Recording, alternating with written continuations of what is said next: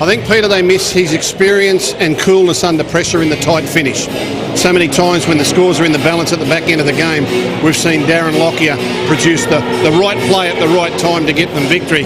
Now, if this game is close, approaching full time, and there's no reason for me to suspect that won't be the case, that's when he'll be missed the most. You had the Rugby League World on tender hooks early in the week. Darren Lockyer, he's with Brad Fittler. Lockyer, the time's come. Any regrets? Oh, not yet, mate. No, I don't. I think the boys are ready. They're focused. They're ready. Saw earlier you were addressing the team. What was the message you're trying to get across? Oh, look, just believe in what you've been doing, boys. Just, you don't have to pull a rabbit out of a hat tonight. Just keep doing what we've been doing. It's been working, and believe in that. All right, the coach, Anthony Griffin, had no hesitation, putting Matt Gillett in at 5'8". How's he been this week? Yeah, he's a pretty relaxed customer, Matty, and look, you know, he's a good ball runner, so don't want to complicate things with him too much. Just get the footy, mate, and take him on. Sammy Thaiday, expecting a big one from him? Yeah, mate, he's worked really hard in the 2 weeks that he's had off, and he's in good shape and he's in good spirits. So looking forward to seeing Sam take the team out tonight. All right, good luck tonight. Hopefully you'll play next week. Thanks, mate. Back to you, Sterlo. Middle line, playing it back to the try scorer, Ballon. Then to Jeff Evans to his right foot. He stabs it and he sends it down into the corner beautifully, and it goes into touch. Did Beale touch it? He looks like he might have. He might have with that look on his face. He didn't look to. No touch. No touch, the referee has called. No touch. Despite the kicker getting plenty of pats on the back. Kieran. Kieran. It's through good management. Good luck more than good management. Kieran, I don't need to.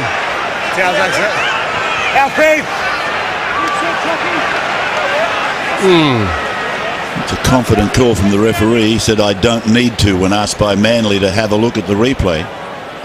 Well, he did everything he could to touch it with the Brisbane boys. That's a good shot. So it's worse when you're on the bench, isn't it? I mean, you'd rather be out there. It's 16-0. All he would do is ask him to hit it up, and he would kick long and be patient and make sure they were next to score.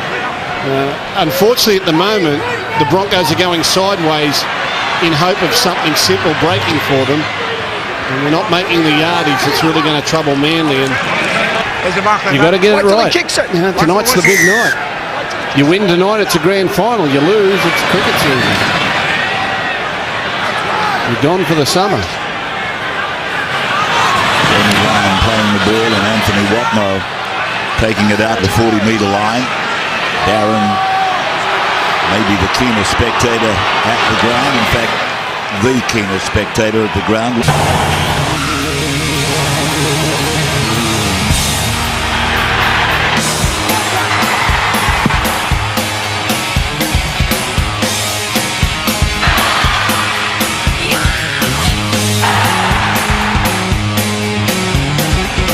They look a very fresh football team, the Seagulls, and at Toyota half-time, a confident one at 16-4. But Manly have started on fire, haven't they? They've totally dominated this little early passage of the second half. Rodney able to unload. Jamie Lyon away. Cherry Evans with it. He's out of a couple. He gets rid of another. He's so strong.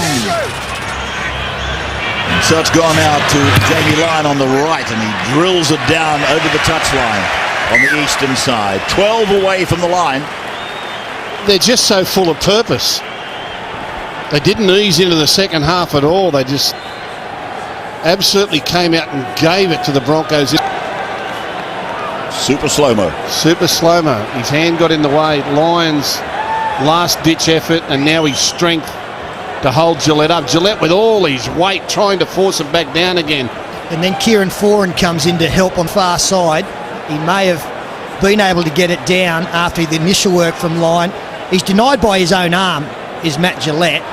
And here is where Kieran Foran comes in to get his hands under the football as well. Now, if he holds on to this, Gillett, there's one more tackle left in the set of 6. So he'd be ruled to be held up. That's freakish. Absolutely freakish. Yeah, held up. Jared Maxwell from the Manly line on the last. Wallace goes through the hands. He picks up Beale. Beale in from the back. Gets it away to Reid. Reid on to Topley. Topley's over. Try for Brisbane. Scored by Dale Topley. And isn't it good to see this kid have a change of luck in this very game. Well, it's very, very similar to the try they scored last week. Up and again he clutches at the ribcage. And here's Hodges, the ball knocked away by Manly and knocked, I think legitimately, back to one of their own players. Buras with the ball, runs into the shoulder of Gillette. Well, that does it. Manly are in the grand final. They won't lose now. That's a brilliant performance from this club. Darren Lockyer, 355 games, club games, has set the benchmark as Cherry Evans goes on the line. He puts a kick back in, and Wallace is there to field it for Brisbane.